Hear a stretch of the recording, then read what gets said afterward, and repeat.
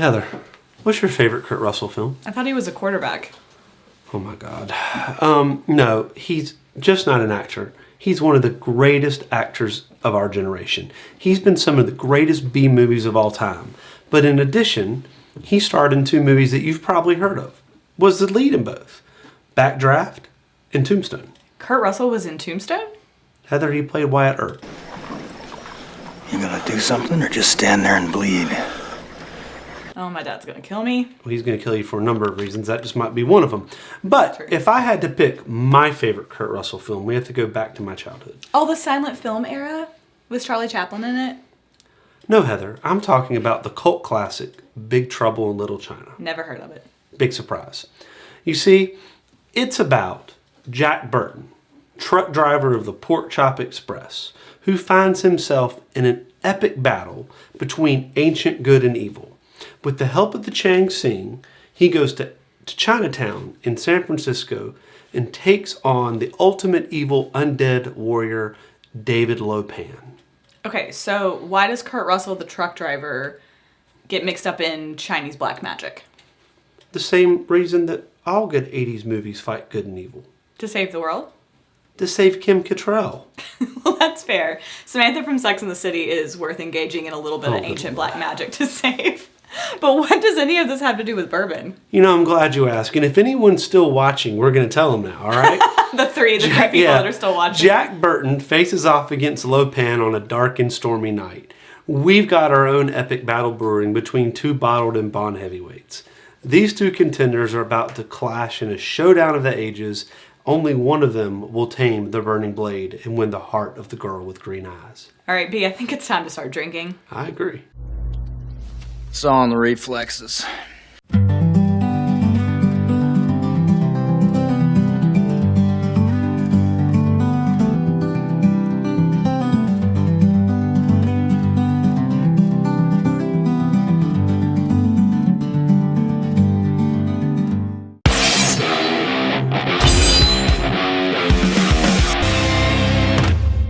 What's up, Heather? What's up, B? Tonight on Tortured Bourbon, we're diving back into our next round of Bottled and Bond Wars. That's right. Just to catch all of you up, this is how we do our Bottled and Bond series. It's our 4th episode, and we're on a quest to find the best Bottled and Bond whiskey. We started with 16 contestants, matched by price point and availability. Each week, they go head-to-head in a blind taste test to earn a spot in the Elite 8. The ultimate winner will be crowned the Tortured Bourbon Bottled and Bond champion. It is our burden. It is our burden. It is both our burden and our bourbon. Yeah, this is our quest. And if you haven't seen our previous episodes, please check them out and see who's already advanced. And for those of you who's been with us from the start, thanks so much for watching. If you're new to the channel, you know what to do. Hit the little thumbs up button, click like and subscribe, and become part of the Tortured Bourbon family. And don't forget to follow us on Twitter, Instagram, and Facebook. Grab some merch from our website or drop us an email at torturedbourbon@gmail.com. What would really help us out is just not subscribing, but please share our channel with a friend. We're a completely self-funded project, so growing our subscriber base is the best way you can support us. All right, enough of that. Yeah. Let's get back to the contest. The 2 whiskeys we're going to try tonight are new to both of us. Yes, but we're excited, and we kind of hinted at this last week because we've got 2 more here that put a lot of emphasis on farm to table and taking care of their growers and being part of their community. So we're excited about that. But first up, from the great state of Maryland, I pick up on a recent trip to Philadelphia. We have Sagamore Spirit Bottled and Bond. This 6-year-old whiskey is a blend of 2 rye mash bills, and they say it promises a spicy, fruity, and floral profile with caramel notes from aging. This did not hit the shelves until November of 2023, so this is kind of a recent addition. Yeah, that's pretty new. It's pretty new, but they have been racking up awards. They've got over 200 awards internationally, including World's Best Rye in 2019. They're proud of their limestone filtered water that they source from their 1909 springhouse, and they emphasize that they use Maryland-grown rye, which is their local ingredients. And to be honest, the only side of Maryland I've been on is not the agricultural side. I mean, I've been up I-95. So, Same. I've been to Baltimore. So that's exciting. That's exciting. Yeah, and its competitor this evening actually also prides itself on local sourcing. From Fainting Goats Spirits in Union County, North Carolina, which is a fantastic name, by the way. That's right. We have C.B. Fisher's Bottled in Bond Bourbon with a mash bill of 60% corn, 30% rye, and 10% malted barley. It's aged for at least 4 years in American white oak char, number 4 barrels. And B, when I read the tasting description, my mouth immediately started watering. All I could think of was being a basic fall girly. It boasts aromas of Honeycrisp apples and fresh baked cinnamon rolls, flavors of marshmallow, brown sugar, baking spices, finished with a cornbread honey butter drizzle. I know, that's what they describe on the back of their bottle, and it's got me craving some good old Southern soul food. We're always craving good old Southern soul food. Fried chicken and barbecue, the whole shebang, I'm ready. Yeah, my mouth's watering too. But before we dig into these, I think you are very into their slogan. Right? I am. So if you look on both these bottles are, we had the other one up, they're both lovely. I really caught my eye in the store. It also has its batch number it comes of and the bottle number that it is. But if you look on the back, it says, history made by hand by people who give a damn. That's very North Carolina. Yeah, and I mean, that's very North Carolina. Fainting Goats, if you want to send us a t-shirt with that on it, we'll wear it every episode. But they and their gives the story of C.B. Fisher and who he was all about on the back. So it's a pretty cool bottle. Both of them good stories. And check their websites out. They spend a lot of their digital footprint talking about the importance of locally sourcing their ingredients, which is pretty cool. I mean, it really is cool. I love all these new boutique distilleries that are kind of combining a faithfulness to history and local sourcing with, very modern advertising techniques and marketing and using their, like you said, a digital footprint. It's kind of cool for us millennials. Yeah. It really reaches out to us. I'm glad it's reaching out to you. And as someone with deep agricultural roots, and obviously this being North Carolina, the old North State, we really appreciate those who support local farmers. Both Heather and I have, in our family lineage, it certainly goes back to agricultural at some point. We have a lot of farming in our backgrounds. Yep. Now, back to the battle. Back to the battle. Let's remind everyone how this works. Our awesome co-producer, Katie, has set us up with 2 sets of blind taste pours. We'll pick a winner. We'll rank them on our soon-to-be viral YouTube rating scale. Absolutely. B, do we want to remind everyone of the rating scale? Yeah, we've had one of these, but if it's what we consider the best of the best, we call that Cock of the Walk. That's right, because we've got a little rooster theme going on here. We do. If it's a little, I think we've leaned in. Yeah. I think we've leaned all the way in. We've leaned in. If it's fantastic, if it's not quite Cock of the Walk, but it's fantastic. Hush your mouth. Hush your mouth. You better believe it. Now, if it's a reliable, everyday sipper that you always can go to, that dog will hunt. And that doesn't mean it's average. No. That is one that you could turn to every day, good day, bad day, indifferent day at work. It's going to make it better. It's going to make it better. It's going to make it better. Now, if you got to add a little something.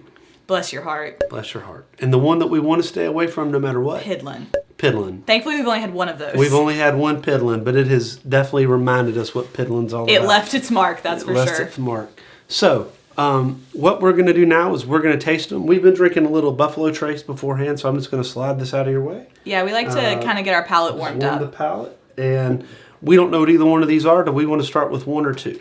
I feel like we start with one. That just feels start natural. With one. Help yourself out. All right. Let's start with this. Look, it's gorgeous. It's got that dark amber color. Yeah. Oh, that's nice. It's got a nice smell.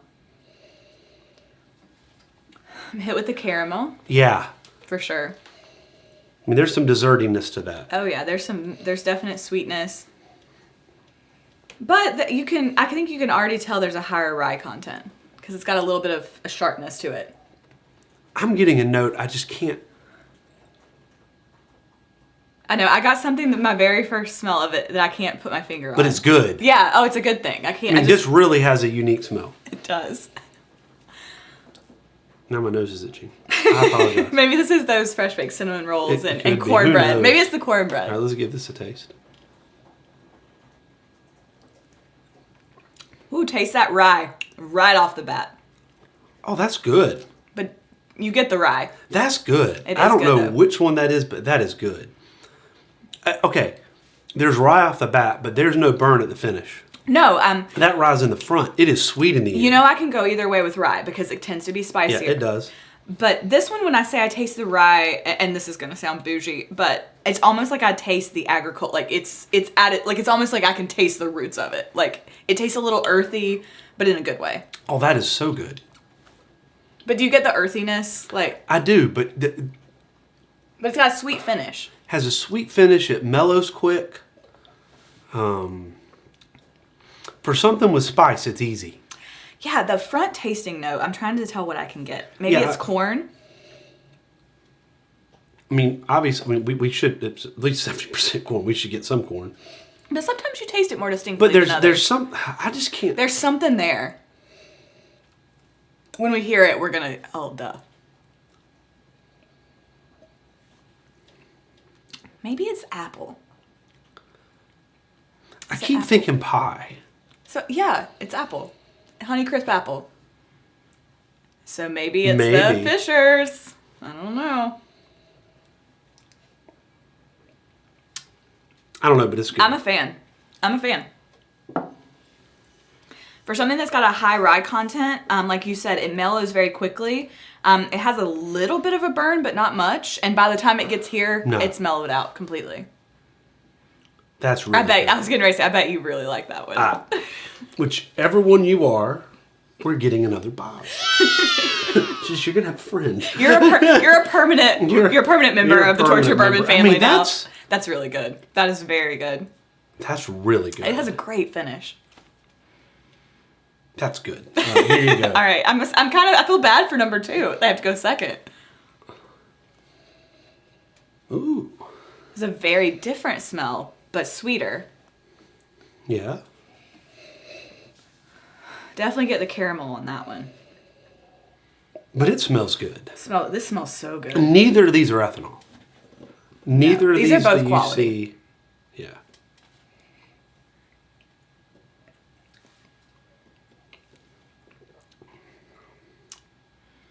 Completely different than the first one.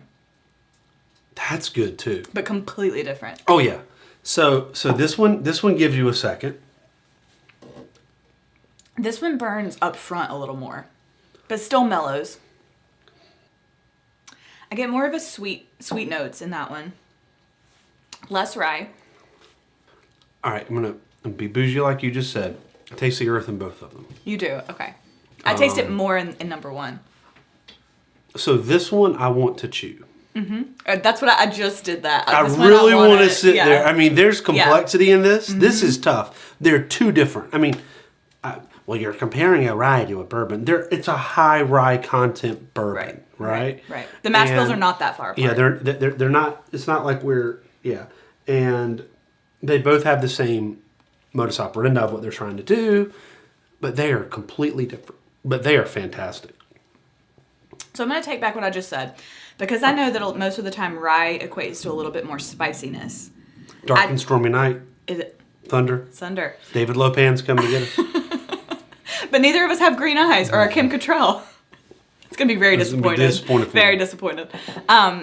Actually, I get a little more spice in this one, but that's not a bad thing.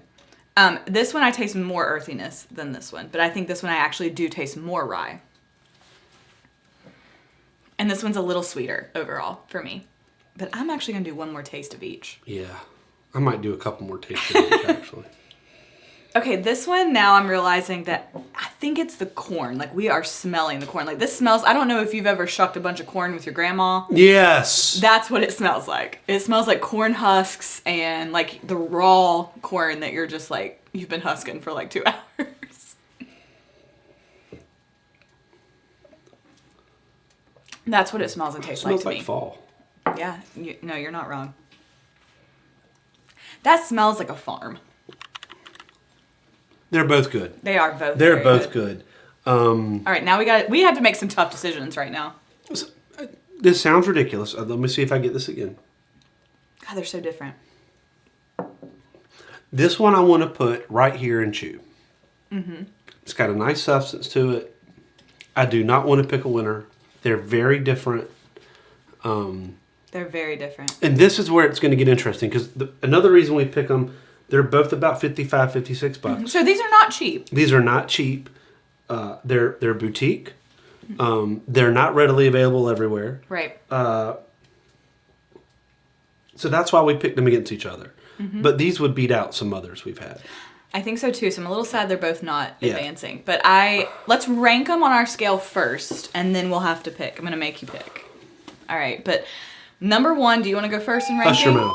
Oh, yeah. Absolutely. That's an easy one. Hush your mouth. Hush your mouth. It Done. comes really close. It's really good. It's not quite cock of the walk because our one cock of the walk blew my socks off. Yeah, but But that's really this is hush close. your mouth for sure. Absolutely. I mean, we will have more of this. We will. Several times, I imagine. This is better than that dog walk. But I like this one slightly better. But they're very different. So this is high hush your mouth, and this is low hush your mouth for me. Low is not a pejorative term there. More people are going to drink this more readily than this one. I agree. This one's a very complex flavor. This is complex, and you want to chew it. Yeah. So, and for those of you who are getting the chew thing, go watch some stuff on the Jim Beam Distillery. Or and they'll talk about the chew. watch our How to Taste episodes where we talk about chewing. All right, so I don't know which is which. I'm going to guess that number 2 is the Sagamore. I'm going to guess that number 1 is the Fishers. Are you going to go with that, or are you going to go the opposite? Number 2, the Fishers was the one that had the apple and the marshmallow. Well, it says it does. I have no idea. I mean, how do you put a marshmallow in bourbon? But okay, I'm going to pick number 1 as my favorite. 1 is my favorite. Okay, but I'm going to disagree with you on which is which. You think that's Sagamore? I think this is Sagamore, and I think You're this probably is right, Fishers. because I don't know. every time I But do we both this- agree with number 1, so we agree on what's going to move on to our championship Yeah. round. What's All right, number 1? Producer. Number 1 is the Fisher. Boom! B hits it. Never going to hear the end of this. So that means that B is 4 for 5 and Heather is 3 for 5? We're 3. I'm 3 of 4. 3 or 4. Yep. We assisted each other in the last Yeah, two, though. yeah. Yeah, there's one that we both completely... The first one we both completely missed. completely- I remember. And the rest of them, I think we've I'm hit. also, between I'm one also and two. apparently an episode ahead. That's all right. You can be the winner. I don't give know. you I'm this not one. the winner. I give you this one. No. It's not about that. It's not about that. But we agree on which one we liked best. It is so fantastic. It's really good. I'm really into that. All right, we're going to Greensboro. I should have trusted my initial instinct because I said apple. We are with going. this To, one. we are going to Greensboro. Let's do it. Let's go. We are going to Fainting Goats, Greensboro. we're on our way. We're on our way. So then that means All right. number 2 is the Sagamore. It is, and I'm. And you were great too. Folks, these are worth their price. I'm going to put them both up there. If you can get your hands on it, go for it. If you like something with a little chew, go for it. Mm-hmm. I think that what you're hearing from both of us is this isn't. It's not as complex. I would go with either of these, and particularly this one. If you are hanging out with some people that know their bourbon a little bit, and you want to introduce something that's going to spark some conversation, the bottles are pretty. It's a little bit higher price point, and especially with this one, if you're in North Carolina, you're bringing in something that's local. That's true. It's gonna be a really good one to bring to a but gathering. this is a good chew. Oh yeah, we It's are not a good disparaging chew. that one. That's what makes this so hard. Is that Yeah, they were both fantastic. I liked that one better than one of our other winners, I think. Oh, absolutely. Of another round, maybe And that's two. what's going to be hard about this. It is. It is. So Sagamore, you get an honorable mention. And we always talk about it. I'm a sucker for good packaging. It's got the it's writing on the pretty. sides. It's It's got pretty. the 1909. But you know what I like about this one? They put their B. batch. They put their bottle. They say by who. I mean, I just have a hard time. So B, turning since these we're guys going, away. since we started the episode back in your era in the Old West, I really like this bottle because In the Old West. because San Francisco in the this- 1980s, the Old West. This puts me in mind of something that you would have ordered in a saloon back in the day, like the It's gorgeous. script, the font, the coloring. All of it looks like something that Wyatt Earp could have ordered in a saloon back in the day. So, anyway. Fainting Goat, we're coming for you. So CB Fishers wins this round. Yep. And before we close out, let's have a little trivia with Let's Ryan. have a little trivia. Hey guys. So, first question. One of my favorite movies of all time, and I know Heather enjoys this movie as well, Jurassic Park. Okay, true or false, Kurt Russell was offered the role of Alan Grant, which eventually went to Sam Neill. I'm going to go with true. Go ahead and go the other way. It's fine. I'm thinking. Give me a moment. I'm thinking of how old Kurt Russell would have been then. All I can think of is Jeff Goldblum. Let's go with false. It's actually true. He was offered it before Sam Neill, but his asking price was too high. I can't apparently. imagine anybody but Sam Neill. So yeah, Sam Neill did a great job. So okay, and second question, general trivia. You mentioned Fainting Goats as a fantastic name. It's so good. Okay. It's amazing. And It's so if you've never watched any of the YouTube videos with Only Fainting Goats, thousands of times. they're fantastic. But the Fainting Goats are not original to the United States. They believe that a farmer from Nova Scotia brought them over in the 1880s. My question is, which state did he move to from Nova Scotia, which became the origin, or what they say is the origin of the Fainting Goats? Is it North Carolina, Kentucky, or Tennessee? It feels very Tennessee. Like, it feels like... Tennessee feels right in my soul, followed by Kentucky and then North Carolina. Are we complex enough to have Fainting? But it's named Fainting Goat. That's true. Hold. His point is fair because Fainting Goats is in North Carolina, so maybe that's why they named it that, because it started in North Carolina. Or he's tricking us. All right, what do you think? What's your instinct? Let's just go with Tennessee. Tennessee. You're correct. It is Tennessee. See, my instincts were Tennessee is correct. I'd also like to note the party foul. I got a little of the C.B. Fisher label in my latest pour. Oh, I'm so sorry. It's okay. I can still drink around it. All right, final question, sports trivia. So when the Cleveland NFL franchise relocated from Cleveland to Baltimore, you guys mentioned Maryland earlier. Yeah. From Cleveland to Baltimore in 1996, fans were given the opportunity to vote on the name because Cleveland did not allow them to bring the logo, colors, name, etc. from Cleveland. Is that where Kurt Russell was quarterback? They kept the Browns. Yes, so because they knew they were wanting to bring back another friend. So anyway, so the owners of the Ravens, which is what obviously eventually won the name. I didn't know that. They gave them a chance to vote, and they gave them 3 or 4 possibilities. Obviously, the Ravens won, but which name came in second? The Americans, the Mustangs, or the Bombers? The Baltimore Bombers sounds pretty awesome. You said the Americans? The Americans, the Mustangs, or the Bombers? America. I mean, Baltimore's pretty America. I mean, whatever. Let's go with America. You are correct. It is the Baltimore Americans, which I think Baltimore Bombers would have sounded better too. That would have sounded a lot cooler. But apparently it was neck and neck. Between the Americans and the Ravens? No, for second place, it was neck and neck. Okay. For the Americans and the Bombers. The Ravens was far and away the number one choice. They won by like 17,000 votes or something like that. Allan Poe, Exactly. Yes. Okay. So anyway, that's what I got. So what movie did Kurt Russell play a quarterback? Can I have 3 choices? Robin Williams is in it with him. Robin Williams is in a football movie? Seems like old times. Robin Williams and Kurt Russell. Is that the movie name? Yeah. I'll add it to my list. See it in your list. All right. But never now, mind. Like always. Cheers, y'all. Thank y'all so much. Like and subscribe.